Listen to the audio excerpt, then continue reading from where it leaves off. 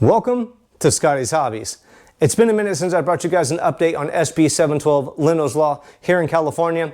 For those of you that don't know about it, or if you're out of California, you're not paying too much attention to it, vehicles in California that are 1976 and newer need a biannual smog inspection, but there is a rule out there called the collector car rule that is provided by BAR and the DMV that you could get your vehicle exempt from smog. That's a rule that's currently in effect. This law is going to change the requirements to be able to become a collector vehicle. Before we get too far into this video, make sure to hit that like button right now, please. Helps me out a lot in the algorithm. Hit the subscribe button and the ring bell so you don't miss any of my future updates. And if you have a collector car that you are very proud of and you want to let me include it in one of my videos, just a picture of it or a short video of it, shoot it to me in the email below in the description and I'll be glad to include it in a video that's going to be coming out in the future. Now, what is SB712? SB712 is going to change the collector car requirements to be able to become a collector car. Currently, right now, you need a smog inspection at a referee center and you must hold collector car insurance and your vehicle's got to be 35 years or older. There is a 25-year and older exemption too, but go check out the link in the description below for the collector car rule and read all about it yourself. What SB712 is going to do is going to change the requirements to be able to become a collector by only requiring the vehicle to have to be 35 years old, and instead of providing proof of collector car insurance and the smog at the referee center, you're just going to be able to check a checkbox somewhere and say that you have a collector car and you'll be exempt from smog. I don't know if that checkbox is going to be at DMV or if you're going to have to fill out a form and send it to BAR.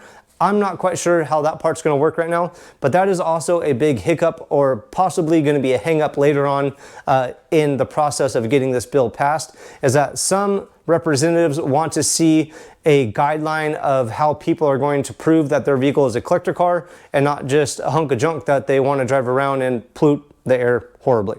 Now, what has happened lately? On April 9th, it went through the Transportation Committee, and in the video I brought to you last time about that committee meeting, they voted on the bill. It was 11-2 to get it out of the Transportation Committee. Not all the representatives were there at that time, so they put the vote on hold.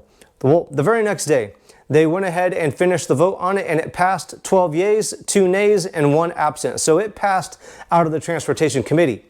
I thought it was going to move on to the Senate floor and then go for a full vote. I was wrong. It actually went on to the Appropriations Committee. What this committee is going to do is see what the financial impact of this law passing would be.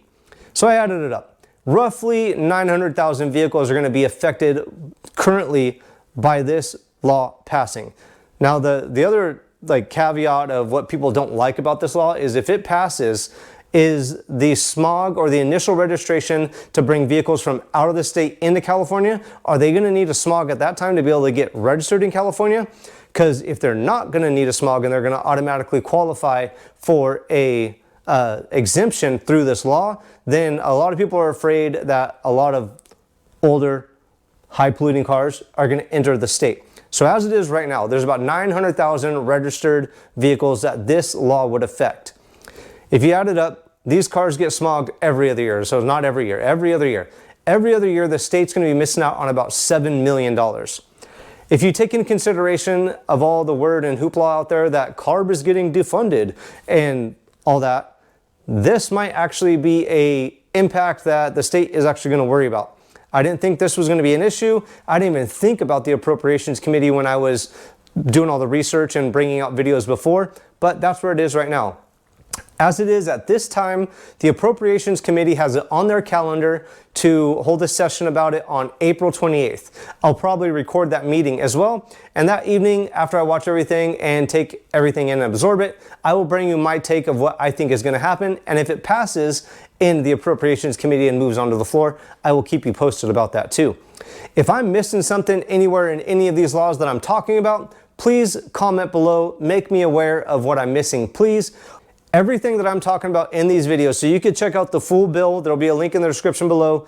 The collector car rule qualifications and requirements, there'll be a link in the description below. Everything that I talk about in my videos, I try to provide proof to you guys of the knowledge I am bringing to you in the description. So you'll be able to go do your own research and don't just take my word for anything. I'm just an idiot YouTuber like all the other idiot YouTubers out there.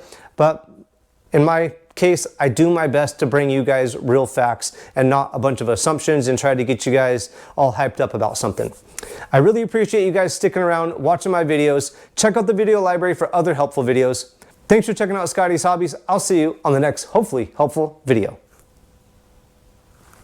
I'm gonna watch that meeting live. I will probably record that video.